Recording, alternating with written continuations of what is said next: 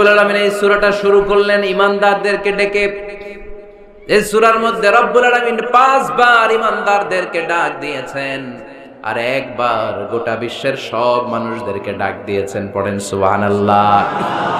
আল্লাহ বললেন, ইয়া আইয়ুহাল্লাযীনা আমানু লা তুকদ্দিমু বাইনা ইয়াদাইল্লাহি ওয়া রাসূলিহি ওয়াত্তাকুল্লাহ ইন্নাল্লাহা সামিউন আলীম। আল্লাহ বললেন, অবিশ্বাসীরা শোনো, প্রথম গাইডলাইন, এই সমাজে যদি শান্তি চাও, সমাজটারে যদি সুন্দর বানাতে চাও, আল্লাহ আল্লাহর রাসূলের বিধানের উপরে কোনো কথা বলো না।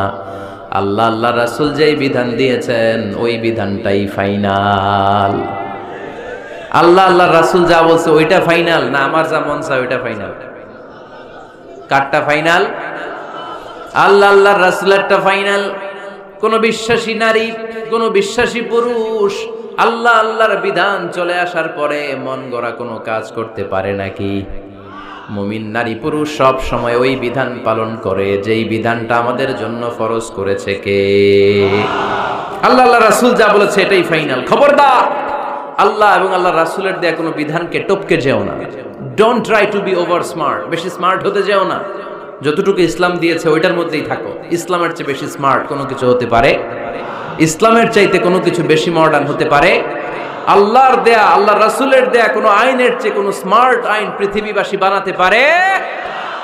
এজন্য আল্লাহ বললেন, ওয়ামা কানা লিমুমিনিন ওয়ালা মুমিনাতিন ইযা কাদাল্লাহু ওয়া রাসূলুহু আমরান আন ইয়াকুনা লাহুমুল খিয়ারাতু মিন আমরিহিম। আল্লাহ আল্লাহর রাসূলের বিধান যখন জানা হয়ে যায়, কোনো মুমিন বান্দা বান্দি তাদের আর নিজেদের পক্ষ থেকে কোনো অপশন থাকে না, কোনো চয়েস নাই। আমার আল্লাহ বলেছে 5 ওয়াক্ত নামাজ জামাতের সাথে পড়ো, এর উপরে আমাদের কোনো কথা আছে নাকি? আল্লাহ নারীদেরকে বললেন হিজাব পরে রাস্তায় বের হও, এর উপরে কোনো কথা আছে নাকি? আল্লাহ বললেন সমাজের ফিনান্সিয়াল ট্রানজাকশন গুলো ব্যবসার মাধ্যমে হবে, কোনো সুদের কারবার চলবে না, এর উপরে মুমিনদের কোনো কথা আছে নাকি?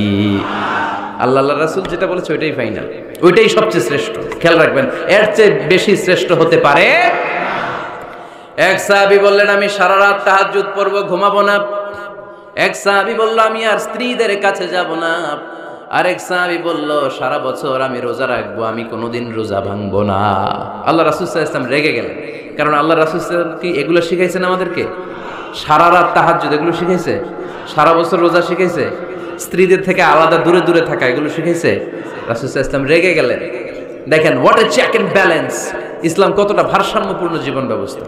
আল্লাহ রাসূল সাল্লাল্লাহু আলাইহি ওয়াসাল্লাম ডেকে বলেন, কার এত সাহস যে বলেছে সারা রাত তাহাজ্জুদ পড়বে? কই, আমি নবী তো সারা রাত তাহাজ্জুদ পড়ি না, আমি নবী তো তাহাজ্জুদও পড়ি আবার ঘুমাই, তো আমি ঘুমাইয়া আল্লাহর এত বড় প্রিয় বান্দা হতে পারি, তোমার সমস্যা কোথায়?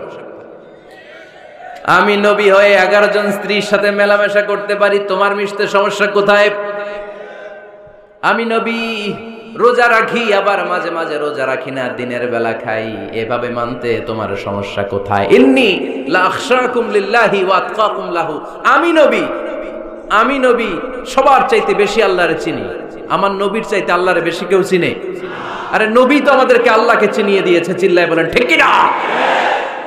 আমার নবীর চাইতে কেউ বেশি বুজুর্গ হতে পারবে না, আমার রাসূলের চাইতে কেউ বেশি আল্লাহওয়ালা হতে পারবে? তার মানে রাসূল যতটুকু শিখিয়েছে অতটুকুই শ্রেষ্ঠ। এটা টপকিয়ে, এটার উপর দিয়ে অ্যাডভান্স হয়ে সামনে যাওয়া যাবে? বেশি বোঝা যাবে না। খবরদার, রাসূল যেটা শিখিয়েছেন অতটুকুর মধ্যে থাকতে হবে, তাহলে কল্যাণ আর বরকত দিবে কে? মাগরিবের ফরজ নামাজ কয় রাকাত? কয় রাকাত?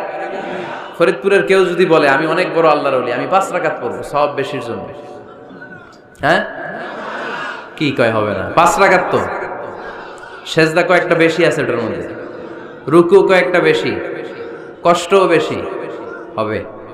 কথা কয় না, হবে? রমাদানের 30 দিন রোজা রাখা ফরজ, আপনি যদি বলেন না রমজানে না রেখে এটা আমি শাবান, জুলকাদ, জুলহাজ 3 মাস টানা 90 দিন রেখে দিব, বেশি রাখবো আমি, হবে? হবে, কারণ বেশি বুঝছে। কারণ কি? আল্লাহ রাসূলের চাইতে বেশি বোঝা যাবে, আল্লাহ রাসূলের চাইতে বেশি বুজুর্গ সাজা যাবে? খবরদার, never be advanced from Allah and his রাসূল, আল্লাহ এবং আল্লাহ রাসূলের চাইতে আমরা অ্যাডভান্স হব না। আল্লাহ আল্লাহ রাসূল যা দিয়েছেন ওইটাই ফাইনাল। ওইটা কি ফাইনাল? আওয়াজ করে বলেন ওইটা কি?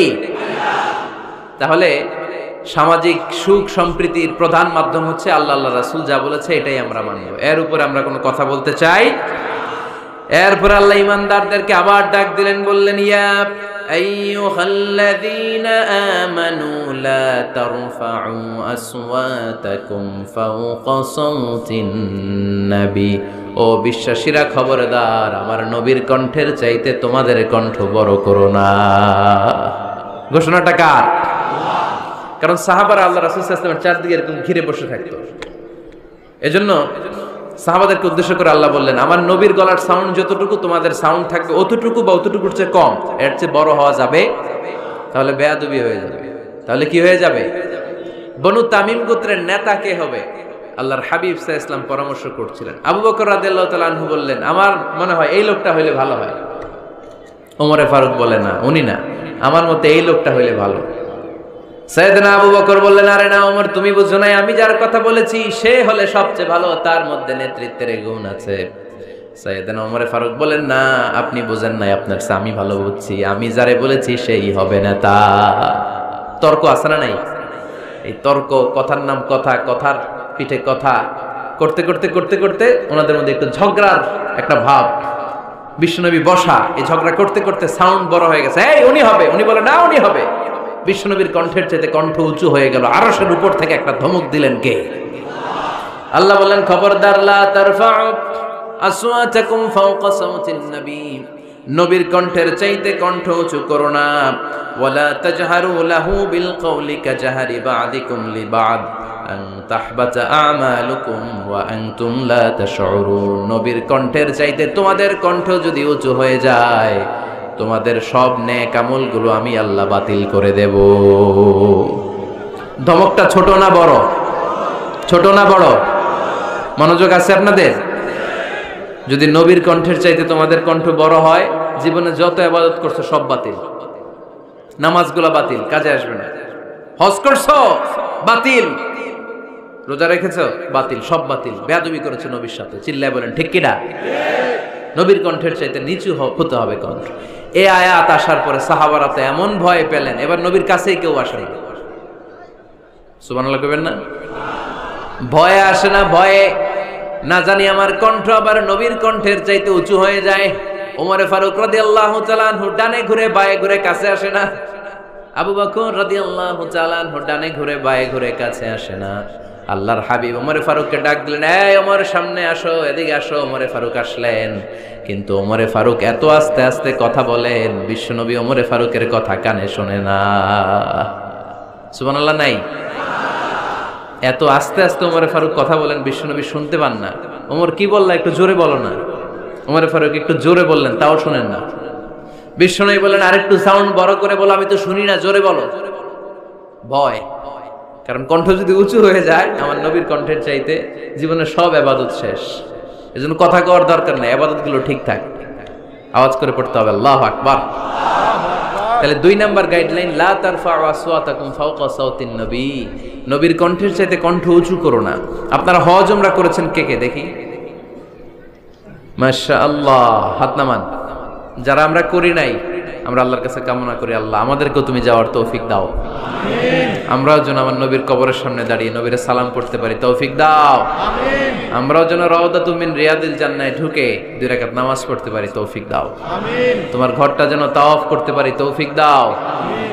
মক্কা মদিনার ঐতিহাসিক জায়গাগুলো যেন দেখে হৃদয়টারে ঠান্ডা করতে পারি, আল্লাহ তৌফিক দাও। আমিন।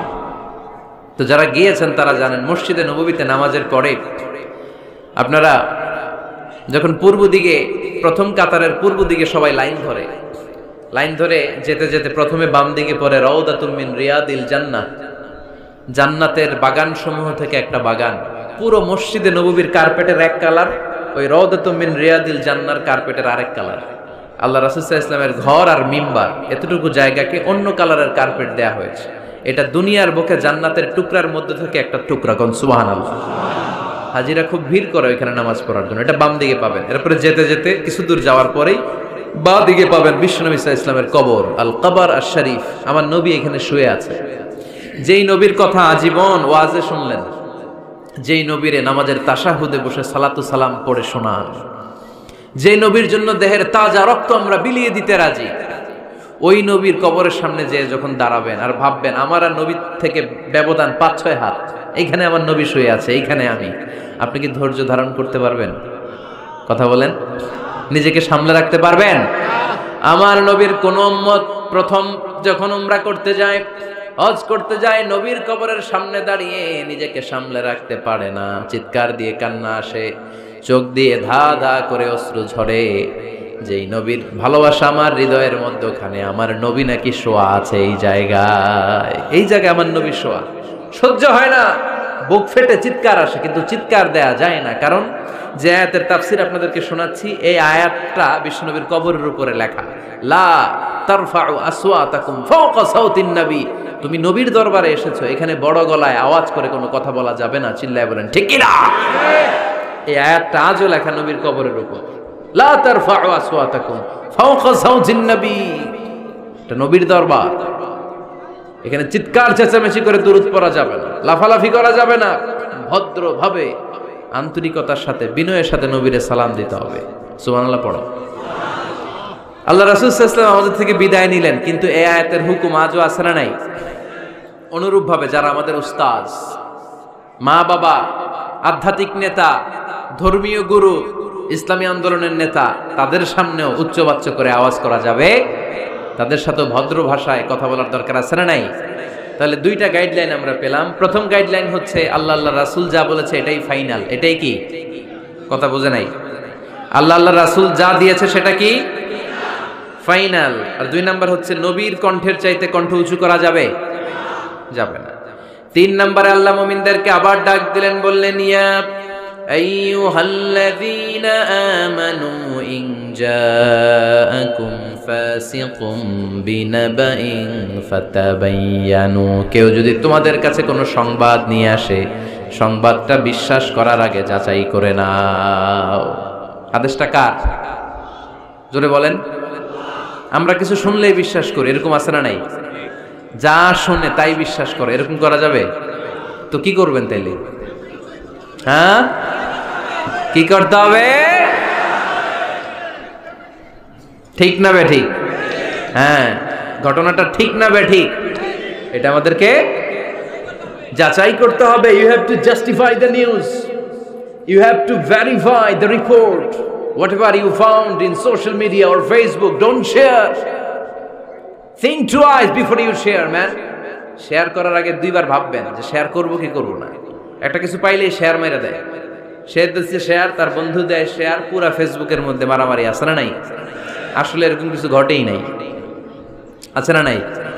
খবরদার, আমরা খুব খুব বেশি পছন্দ করি এই রুমর, গুজব ছড়ানোর জন্য বাংলাদেশের পৃথিবীতে 1 নাম্বার। আমাদের চেয়ে কেউ বেশি গুজব ছড়াতে পারে? কিছুদিন আগে এরকম হইল না যে লবণের দাম বেড়ে গেছে? হ্যাঁ, ফরিদপুরে এগুলো হয় নাই তো না?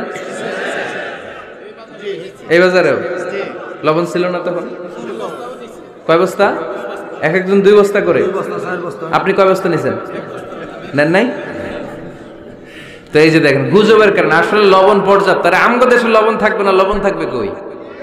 তো লবণের দেশের মানুষ, ঠিক কি না? পর্যাপ্ত পরিমাণ লবণ আছে। আমাদের যে লবণ মজুদ আছে, আমাদের দেশের চাহিদা মিটিয়ে পাশে ইন্ডিয়াতে বা মিয়ানমারও কিছু সাপ্লাই করা সম্ভব, এত লবণ আছে। আলহামদুলিল্লাহ পড়ে। তো এই যে লোকজন বেশি দাম দিয়ে লবণ কেন কিনলো? গুজব। আমরা কি গুজব মানবো? গুজব, এটারে আজকে আমরা নো বলে দিব। নো। কি বলবেন? এত আস্তে? গুজবকে আমরা কি বলবো? নো। গুজবে কান দিবেন না। প্রায় দেখবেন সোশ্যাল মিডিয়াতে অমুক নেতার গোপন ভিডিও ফাঁস। তো অমুক নেতার গোপন ভিডিও ফাঁস হয়েছে, আপনার কি সমস্যা? আপনার এত ভালো লাগে কেন? আপনার ভিডিও তো কয়দিন পরে ফাঁস হবে, তখন আপনি কি করবেন? এই সমস্ত আজে বাজে কাজে যাবেন না। অমুক নেতার কি ফাঁস হয়েছে, কি গোপন ভিডিও, কি স্ক্যান্ডাল, এগুলো নিয়ে কখনো মুমিনদের মাথা ব্যথা থাকতে পারে? মুমিন চাইলে যে কোনো জিনিস শেয়ার দিতে পারে না। আপনি লা ইলাহা পড়েছেন, এই লা ইলাহা যেন তেন কোনো বাণী নয়। এই লা ইলাহার ঘোষণা দিয়ে যে মুমিন হয়, তার হাতগুলো আল্লাহর কাছে একেবারে সারেন্ডার, তার জিহ্বাটা সারেন্ডার, তার চোখগুলো সারেন্ডার, তার কানগুলো সারেন্ডার। সে চাইলেই মন যা চায় তা করতে পারে না, ঠিক কি না? আপনার কান দিয়ে যা শুনতে মন চায় শুনতে পারবেন? কেন পারেন না? কারণ আপনি মুমিন, ঠিক কি না? চোখ দিয়ে যা দেখতে মন চায় দেখা যায়।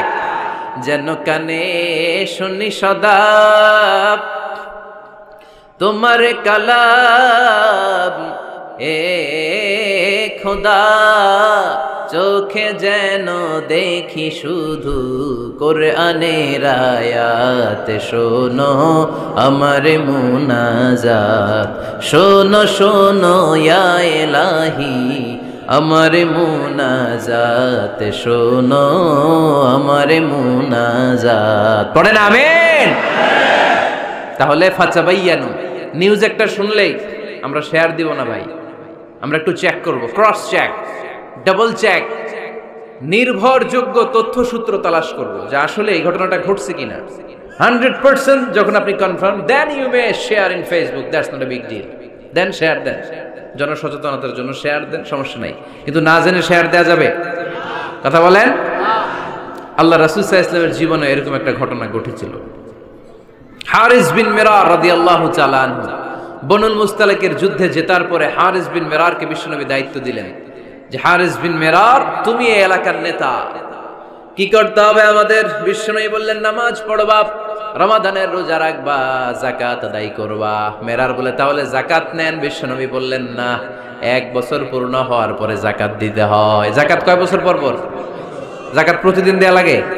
হালানিল হাউল, 1 বছর যখন হবে আমি আমার সাহাবী পাঠাবো মদিনা থেকে, তখন দিয়ে দিও। বিশ্বনবী চলে গেলেন। 1 বছর পরে এক সাহাবীকে রেডি করলেন, যাকাতের সম্পদ নিয়ে আসো বনুল মুস্তালিকের পক্ষ থেকে। ওই সাহাবীর নাম হচ্ছে ওয়ালিদ ইবনে উকবা। বিশ্বনবী ডেকে বললেন, ওয়ালিদ যাও, 1 বছর সময় অতিক্রান্ত হয়েছে, বনুল মুস্তালিকের লোকদের যত যাকাতের সম্পদ জমা হয়েছে নিয়ে আসো। সাইয়েদনা ওয়ালিদ ইবনে উকবা যখন সম্পদ আনার জন্য বের হলেন, ওইদিকে বনুল মুস্তালিকের লোকেরা শুনতে পেল বিশ্বনবীর পাঠানো সাহাবী ওনাদের এলাকায় শুভাগমন করবে।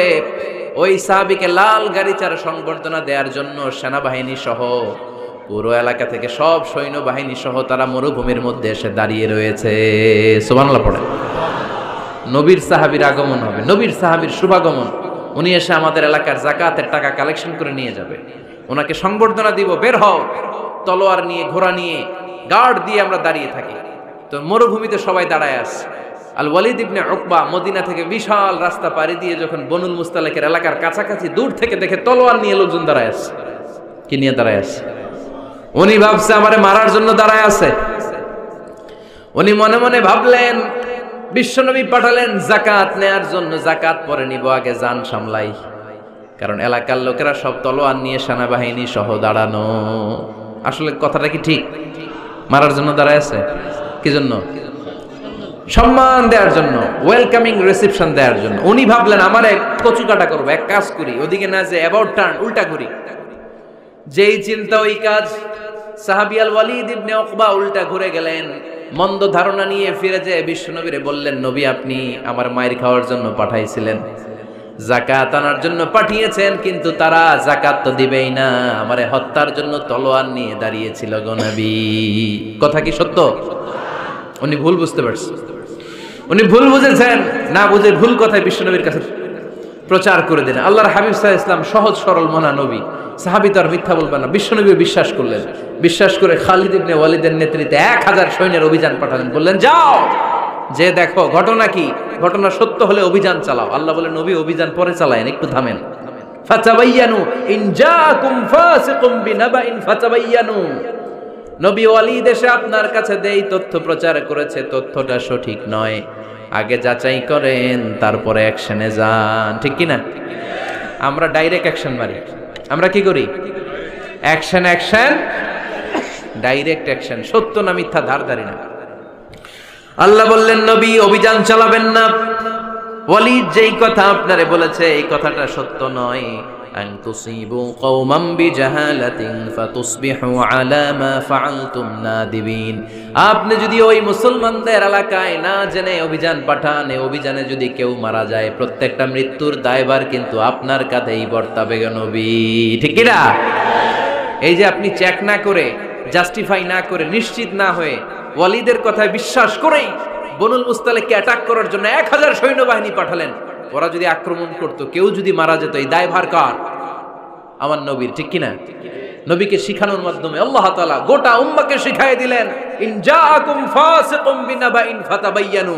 কেউ যদি খবর নিয়ে আসে, শুনেই বিশ্বাস করো না, আগে যাচাই করো, আগে চেক করো, তারপরে বিশ্বাস করবা। ঠিক কিনা? তাহলে এখন থেকে একটা কিছু শুনলে বিশ্বাস করবেন? একজন এসে বলল, ভাইজান আপনার মেয়েরে দেখলাম আরেক ছেলের সাথে বাজারে ঘোরাফেরা করে, ওই রমনার বটমূলে দেখলাম আপনার মেয়ে আরেক ছেলেরে নিয়ে পষ্টি নষ্টি করে। লোকের কথা বিশ্বাস করে বাসায় যে মেয়ের চুলের মধ্যে ধরে মাইর, আইজো মার কাইলো মাইর। এরকম হইতে পারে না? হয়তো ওই লোক আপনার মেয়ের মতো দেখতে আরেক মেয়েকে দেখছিল। এরকম হয় কিনা সমাজে? একজন এসে বললো, ভাই আপনি এখানে ভাবিরও তো দেখলাম ওই জায়গায় আরেক লোকের সাথে ঘোরাফেরা করতেছে, খবর রাখেন না বাসা? আপনি রেগে মেগে, ঘটনা কি? আমার খেয়ে আমার পরে আরেকজনের সাথে, যে এই বাড়িতে যে মায়ের, কোনো কথা নেই। দেখবেন যে ছোট্ট মারামারি থেকে এই ঘটনা অনেক সময় বিচ্ছেদ বা ডিভোর্স পর্যন্ত গড়ায়। ঠিক কিনা? ওই যে শোনা কথায় কান দিচ্ছেন, ফাতাবাইয়ুন, আপনি চেক করেন নাই। হয়তো আপনার স্ত্রীর মতো দেখতে বা আপনার স্ত্রী যে জামা পরে, যে পোশাক পরে, এরকম পোশাক পরে আরেক নারীকে দেখছে, আপনার বউ না এটা। আপনার মেয়ের ব্যাপারে যে তথ্য দিয়েছে এটা সঠিক নয়, সে আপনার মেয়ের মতো আরেকটা মেয়েকে দেখেছে, এসে আপনার কাছে বলে দিছে, আপনিও বিশ্বাস করছেন। ভেজাল আছে না নাই? এই ভেজালগুলোকে থামানোর জন্য কোরআনে এই বিধানগুলো নাজিল করেছে কে? তাহলে ফরিদপুরের ভাইয়েরা, 3 নাম্বার গাইডলাইন সমাজটারে সুন্দর রাখার, তথ্য একটা শুনলেই বিশ্বাস করবেন না। সিলে কান নিয়ে গেছে, শুনলেই সিলের পিছনে দৌড়, নাকি? কি করবেন? আগে কানে হাত দিয়ে একটু দেখবো কান দুইটা আছে না নাই, তারপরে চিলের পেছনে দৌড়াবো। তাহলে এখন থেকে আমরা তথ্য একটা শুনলে বিশ্বাস করব। তাহলে কি করবেন? বলতে হবে কি করবেন? যাচাই বাছাই, জাস্টিফিকেশন অফ দ্য নিউজ। কোন নিউজ জাস্টিফিকেশন ছাড়া আমরা প্রচার করব, বিশ্বাস করব, শেয়ার করব না। 4 নম্বরে আল্লাহ বললেন, ইয়া আইয়ুহাল্লাযীনা আমানু লা ইয়াসখার কওমুম মিন কওম। ওহে আমার ঈমানদার বান্দারা, শোনো শোনো, খবরদার কখনো কোনো মুমিন বান্দারে ঠাট্টা করো না, অবজ্ঞা করো না, ঠাট্টা করো না। তার মনে কষ্ট হয় এমন কোন কথা তারে বলো না। Never scoff of anybody. কাউকে নিয়ে ঠাট্টা করবেন না, তার দেহ নিয়ে, তার আকৃতি নিয়ে, তার বংশ নিয়ে। এক লোকের বাবা ছিল চোর, কিন্তু তার ছেলে অনেক ভালো। আপনি কি তারা বলতে পারবেন তুই চোরের ঘরের চোর? বলতে পারবেন? চুরি করছে বাবা, ওর কি দোষ? কথা বলেন। এগুলো কবিরা গুনাহ। আওয়াজ করে বলেন তো, কি গুনাহ? কবিরা গুনাহ। কারো আকৃতি নিয়ে, আমার ফরিদপুরের কলিজার টুকরা যুবক ভাইরা, কারো আকৃতি নিয়ে কখনো অবজ্ঞা করবে না, তুচ্ছ জ্ঞান করবে না। এটা কবিরা গুনাহ, এটা আল্লাহ খুব অপছন্দ করেন। এর কারণ আকৃতিটা আমাদের হাতে নাই। আমাদের কারো নাক লম্বা, কারো খাটো, আমরা কেউ কালো, কেউ সাদা, আমরা কেউ স্মার্ট, কেউ অন্যরকম। তো এই যে আমাদের এক এক ধরনের আকৃতি, এটা কি আমি বানাইছি? আপনি বানাইছেন? দিছে কে? এজন্য কারো দেহের গঠন নিয়ে যদি আপনি অবজ্ঞা করেন, এটা প্রক্ষান্তরে আপনি স্রষ্টাকে নিয়ে অবজ্ঞা করলেন। কারো দেহের আকৃতি নিয়ে যদি আপনি তুচ্ছ করেন, তাকে তুচ্ছ করেননি, আমার রবকে আপনি তুচ্ছ করেছেন। চিল্লায় বলেন ঠিক কিনা? খবরদার, তুই কালু, তুই লম্বু, তুই মোটু, তুই কানা, তুই রোহিঙ্গা, আছে না নাই? ইদানিং ইদানিং এটা খুব চলে। এই রোহিঙ্গা নামটা আছে না? ফরিদপুরে এগুলো ঢুকে নাই না? আমাদের ওইদিকে দেখি কি অবস্থা, কারোর সাথে কেউ লাগলে তুই রোহিঙ্গা। কি আশ্চর্য, এই গালি কবে আসলো? হ্যাঁ, অনেক ধরনের গালি। ঢাকায় আর একটা চলে ফইন্নির ভূত, কি বলে? এই এগুলো আগে শুনি নাই আমরা, রিসেন্ট এগুলো বলা শুরু করছে। ফইন্নির ভূত, রোহিঙ্গা না, এগুলো বলে আপনি কাউকে অবজ্ঞা করতে পারবেন? পারবেন না।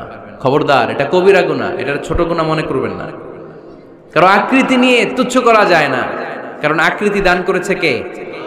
ওয়াল্লাযী ইউসাউইরুকুম ফিল আরহামি কাইফা ইয়াশা লা ইলাহা ইল্লা হুয়াল আজিজুল হাকীম। তিনি এমন সত্তা যিনি তোমাদের চেহারার অবয়ব দিয়েছেন, তোমাদের আকৃতি দান করেছেন তখন যখন তোমরা মায়ের পেটের ভেতরে ছোট্ট জোকের মতো ছিলা। মায়ের পেটের ভেতরে আমরা যখন সবাই এত ছোট্ট, তখনই আমাদের চেহারার আকৃতি দিয়েছে কে? কে সুন্দর হব, কে ছেলে হব, কে মেয়ে হব, কে মোটা হব, কে চিকন হব? আমার ইচ্ছা হয়েছে? আওয়াজ করে বলতে হবে, কার ইচ্ছায়? প্রত্যেককে যদি আল্লাহ প্রত্যেকের নিজের চেহারা ডিজাইন করতে দিতেন, আল্লাহ যদি বলতেন তোমার চেহারাটা কেমন হবে তুমি ডিজাইন করো, তাহলে আপনি আপনারা কেমন বানাতেন? হ্যাঁ বলেন, ফরিদপুরের ভাইরা বলেন, সুন্দর করে বানাতেন তাই না? সবচাইতে স্মার্ট, সবচেয়ে সুন্দর করে আমি আমার চেহারাটা বানাতাম যদি আমাকে ডিজাইন করার সুযোগ দেওয়া হতো। কিন্তু এই সুযোগ তো আল্লাহ দেন নাই। ডিজাইন স্বয়ং করে দিয়েছেন কে?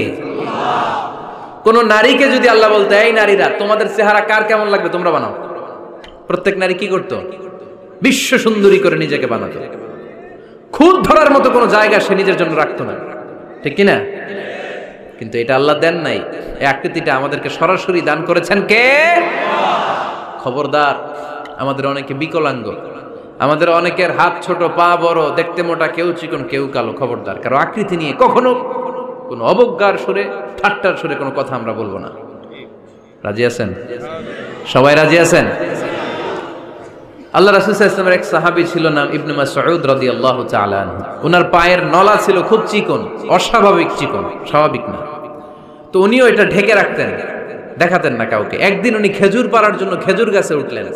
খেজুর গাছে ওঠার পরে নিচ থেকে সাহাবারা পায়ের চিকন নলা দেখে ফেলছে। দেখে সবাই হাসি, সবাই হেসে কুটি কুটি।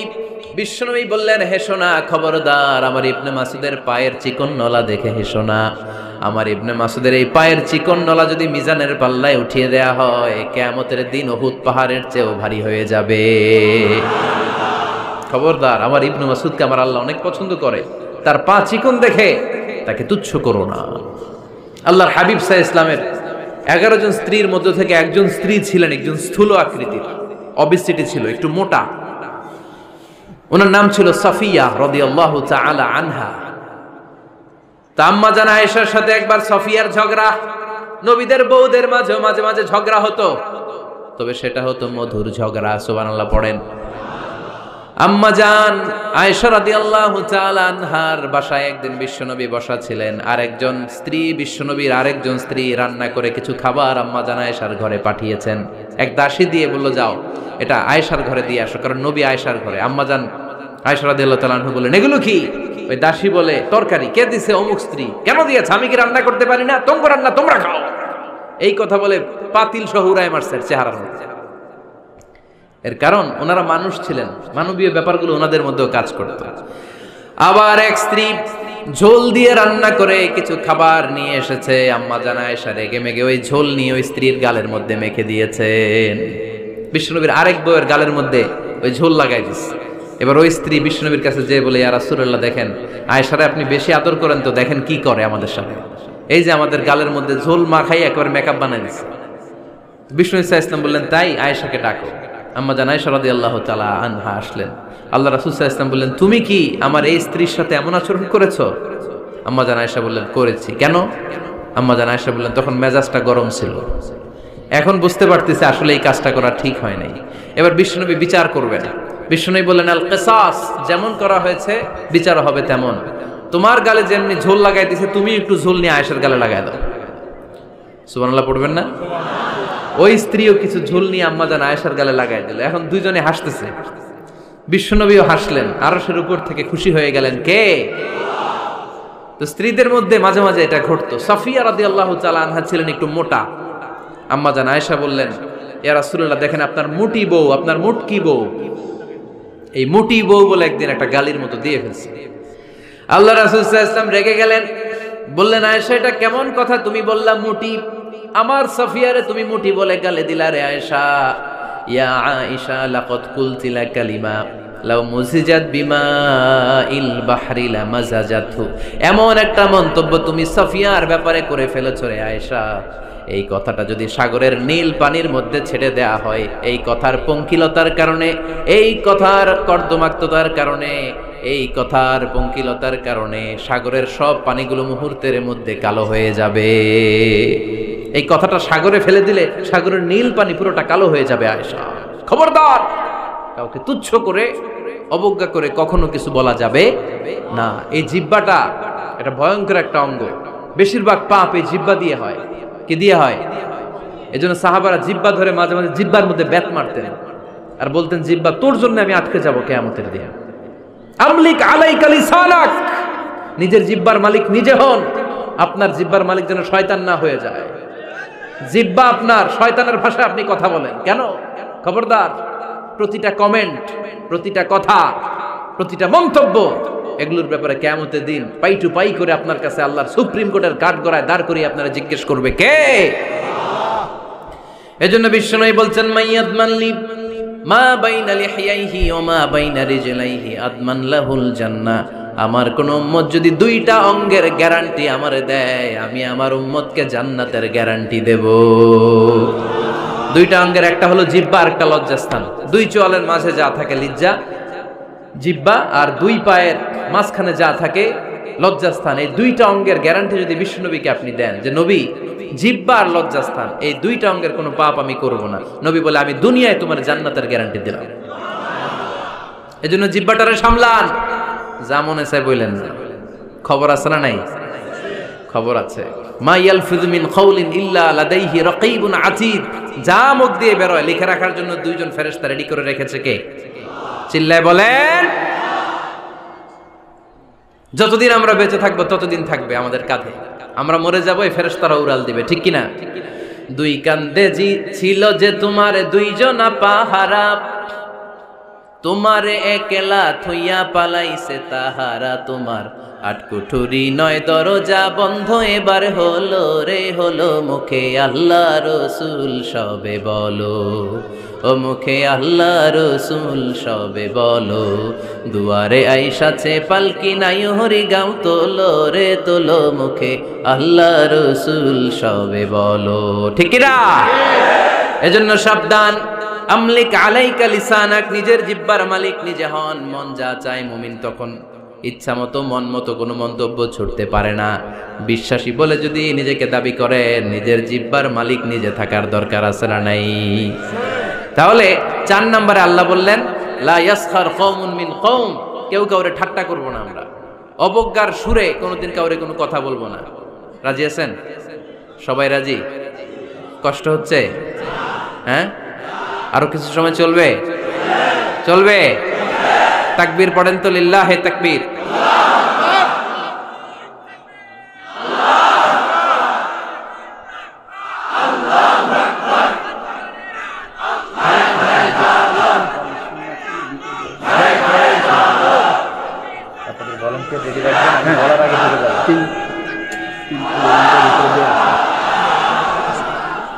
মাশাআল্লাহ, সবাই আওয়াজ করে পড়ি মাশাআল্লাহ। আমরা বিশৃঙ্খলা করব না, একসাথে বিদায় নিব। আরো অনেক সময় আছে আমার হাতে, আমরা একসাথে কথা শুনে বিদায় নিব। রাজি আছেন তো? বিশৃঙ্খলা করে মাঝখান থেকে উঠবেন কে কে দেখি? উঠবেন? মাশাআল্লাহ। না, আজকে অনেক সুশৃঙ্খল, এজন্য দোয়া আছে, মোনাজাত আছে। আমরা একসাথে একটু দোয়া করব, দোয়া করে এরপরে বিদায় নিব। এই 1 বছর পর পর এই প্রোগ্রাম হয়, আবার বেঁচে থাকলে কবে আসি না আসি, ঠিক কিনা? দোয়ায় অংশগ্রহণ করে যাবেন তো সবাই?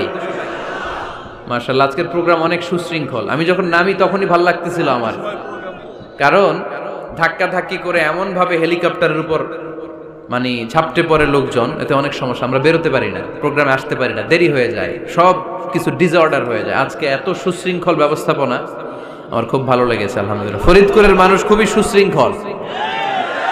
আল্লাহ তুমি ভাইদেরকে আরো ভালো ভালো কাজ আঞ্জাম দেওয়ার তৌফিক দান করো। আওয়াজ করে পড়বো আমিন। এরপরে 5 নম্বরে আল্লাহ বললেন, ওয়ালা তালমিজু আনফুসাকুম, খবরদার তোমরা অন্যের দোষ খোঁজো না। দোষ খুঁজবা নিজেদের, কিন্তু সমাজে আমরা অন্যের দোষ খুঁজি কি খুঁজি না? 5 নম্বর, ওয়ালা তালমিজু আনফুসাকুম, নেভার ডিসফেম ইচ আদার, একে অপরের দোষ খোঁজো না। আমাদের সমাজে কিছু লোক আছে নিজের দোষ দেখে না, খালি অন্যের দোষ দেখে, আছে না নাই? চায়ের দোকানে বসে বসে দেখবেন বলবে এই বাড়িতে এই সমস্যা, ওই বাড়িতে ওই সমস্যা, ওই বাড়িতে মারামারি, ওই বাড়িতে কাটাকাটি। তোর বাড়িতে কি সমস্যা ওইটা বল, তোমার বাড়িতে কি সমস্যা ওইটা বলো মিয়া। আছে না এরকম? এই হুজুর ভালো না, এই সমস্যা, ওই হুজুরও ভালো না, এই হুজুরও খারাপ, এই হুজুরের এই সমস্যা। তুমি হুজুরের কি সমস্যা, তুমি হুজুরের কি সমস্যা আগে জাতির কাছে ওইটা বলো। আগে নিজে ভালো হও, নিজে ভালো তো জগৎ ভালো। জন্য খবরদার অন্যের দোষ খুঁজবেন না, এটা খুব বাজে একটা স্বভাব। খালি অন্যের দোষ খোঁজে। যে নিজে নিজের দোষ খুঁজতে পারে, যে নিজে নিজের সমালোচনা করতে পারে, সে সবচেয়ে বুদ্ধিমান। কারণ অন্যে কি করছে এই ব্যাপারে আপনারা ধরবে আল্লাহ। কথা বলেন না কেন? আল্লাহ আপনাকে ধরবে আপনার কি সমস্যা, আপনি কি করলেন, শুধু ওই ব্যাপারেই আপনি জিজ্ঞাসিত হবেন। এজন্য আল্লাহ বললেন তাদের উপর আমার লানত, তাদের উপর ধ্বংস যারা প্রকাশ্যে অপ্রকাশ্যে অন্যদের দোষ খুঁজে বেড়ায়, দোষ বলে বেড়ায়। এরকম আছে না নাই? আল্লাহ লানত দিয়ে বললেন ওয়াইলুল লিকুল্লি হুমাযাতিল লুমাযা। গোপনেও দোষ খোঁজে, প্রকাশ্যেও দোষ বলে, তাদের উপর আল্লাহ লানাত। হুমাযাতিল লুমাযা, এই লুমাযা শব্দ থেকে আল্লাহ এনেছেন ওয়ালা তালমিযু আনফুসাকুম। একে অপরের দোষ খোঁজো না, নিজের দোষ খোঁজো, সেই সবচেয়ে বুদ্ধিমান। তাহলে আমরা আত্মসমালোচনা করব। কি করব? খেয়াল রাখবেন, সবচেয়ে খারাপ হচ্ছে সমালোচনা। সবচেয়ে খারাপ কি? তারপর কিছুটা ভালো যেটা, সেটা হচ্ছে আলোচনা। সেটা কি?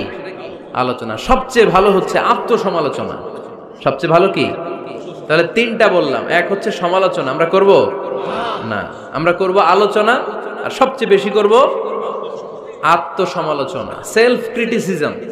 রাতে ঘুমানোর আগে একটু ভাববেন কি কি ভুল করলাম, কাকে কাকে কষ্ট দিলাম, কি কি অন্যায় আজকে আমার দ্বারা হলো, কালকের দিনটা যেন আমার আজকের দিনের চেয়ে ভালো হয়। নিজের সাথে নিজের এরকম বোঝাপড়ার দরকার আছে না নাই? আমরা যেন আত্মসমালোচনা করি ফরিদপুরের ভাইয়েরা, অন্যের দোষ যেন না খুঁজি। Small people talk about people. যারা নিচু মনের মানুষ, এরা শুধু মানুষের দোষ খুঁজে বেড়ায়, মানুষ নিয়ে কথা কয়, এই মানুষ, এই মানুষের সমস্যা, এই সমস্যা। Average people talk about things and story and the incidents. যারা মাঝারি মনের মানুষ, তারা বিভিন্ন ঘটনা নিয়ে কথা বলে, বিভিন্ন বিষয় নিয়ে কথা বলে। আর গ্রেট পিপল, যারা মহামানুষ, দে টক অ্যাবাউট আইডিয়াস। তারা নতুন নতুন আইডিয়া নিয়ে কথা বলে। এই আইডিয়া সমাজে অ্যাপ্লাই করলে, ইমপ্লিমেন্ট করলে সমাজটা বদলে যাবে। এই আইডিয়া এখানে সেট করলে এখানে কল্যাণ হবে। বড় মনের মানুষরা আইডিয়া নিয়ে কথা বলে। এখন দ্য ডিসিশন ইজ ইয়ার্স, সিদ্ধান্ত আপনার। আপনি কি ছোট মনের মানুষ হবেন না বড় মনের মানুষ হবেন? অন্যরে নিয়ে আমার কোনো টেনশনের দরকার নেই। আমি জান্নাতি না জাহান্নামী, এই টেনশনে তো ঘুম আসে না আমার। আমার কি অবস্থা হবে আমি জানি না। আমি আরেকজনের দোষ খুঁজি, আমি আরেকজনের বদনাম বলি, আমি আরেকজনের পিছু লেগে থাকি। খবরদার, বিশ্বাসী বলে যারা দাবি করে তারা কখনো অন্যের পিছু লাগতে পারে। খেয়াল রাখবেন, কেউ যদি পিছু লেগে থাকে ও আজীবন পিছেই থাকবে। পিছু লাগা মানে কি? ও সামনে না আমি সামনে? কথা বোঝে নাই বোধহয়। কেউ যদি আমার পিছু লাগে, ও সামনে না আমি সামনে? আমি সামনেই থাকবো, ও পিছনেই থাকবে। কথা বুঝতে পেরেছেন? খবরদার, পিছু লাগবো না কারো। কারণ কারো পিছু লাগলে আমি পিছনে পড়ে যাবো। কারো দোষ খুঁজবো না, নিজের দোষ খুঁজবো। আমার কি সমস্যা, আমার কি ইমপ্রুভ করা দরকার, আমার কি ডেভেলপ করা দরকার, আমি নিজেকে কিভাবে সাজাতে পারি, এই নিয়ে থাকবে আমার টেনশন। আল্লাহর দেয়া আমাদের জন্য সবচেয়ে বড় উপহার হচ্ছে সময়। আল্লাহ আপনারা এত কিছু দিয়েছে, এর মধ্যে সবচেয়ে দামি কোন জিনিসটা দিয়েছে জানেন? সময়। কি দিয়েছেন? আমাদের জীবনের এই সবচেয়ে দামি জিনিসটা, এই সময়টা আমরা অন্যের পিছনে লাগাই ফেলি। অন্যের দোষ খুঁজতে খুঁজতে অন্যের এই সময়টা দিয়ে দেই, নিজের সময় নিজের কাজে লাগাতে পারি না, তাই না? এজন্য আমরা যেন অন্যের দোষ না খুঁজি, নিজের দোষ খুঁজি। ওয়ালা তালমিযু আনফুসাকুম, একে অপরের দোষ খুঁজো না। আদেশটা কার? আওয়াজ করে বলতে হবে, আদেশটা কার? এরপরে রব্বুল আলামিন বললেন ওয়ালা তানাবাযু বিল আলকাব। খবরদার, খবরদার, কাউরে মন্দ নামে ডেকো না। প্রত্যেককে যে নামে ডাকলে সে খুশি হয় তাকে ওই নামে ডাকো। কোনো মন্দ নামে কখনো কাউরে ডাকা যাবে না। মন্দ নামে ডাকা যাবে? সম্মানিত ভাইরা, কাউরে মন্দ নামে ডাকবেন? তার যেই নাম ওই নামে ডাকবেন। যে নামে সে নিজেকে ডাকলে পছন্দ করে তাকে ওই নামে ডাকবেন। মন্দ নামে কাউরে ডাকা যাবে না। এটা কবিরা গুনাহ। এটা কি গুনাহ? কবিরা গুনাহ। কারণ প্রত্যেকের নামটা প্রত্যেকের কাছে খুব প্রিয়, খুব আপন, খুব যত্নের, তাই না? ভাই আপনার নাম কি? উজ্জ্বল হোসেন। উজ্জ্বল নামে আরো মানুষ এই গ্রামে আছে না নাই? তা আপনার কাছে মনে হইতে পারে উজ্জ্বল নামটা তো খুব স্বাভাবিক একটা নাম। উজ্জ্বল, কত উজ্জ্বল আছে এলাকায়, আপনার কাছে এরকমই লাগে কত উজ্জ্বল, কিন্তু ওনার কাছে উজ্জ্বল নামটা এরকম না। ওনার কাছে উজ্জ্বল নামটা স্পেশাল। উজ্জ্বল নামটা কি? স্পেশাল। কারণ এই নামে তাকে সবাই ডাকে, এই নামটা তার কাছে খুব আদরের, খুব যত্নের। হুজুর আপনার নাম কি? সুলাইমান ফারুকি। আপনার কাছে মনে হতে পারে আরে কত সুলাইমান তো জীবনে দেখছি, কত সুলাইমান আছে বাংলাদেশে, 10,000 সুলাইমান আছে না নাই? আছে।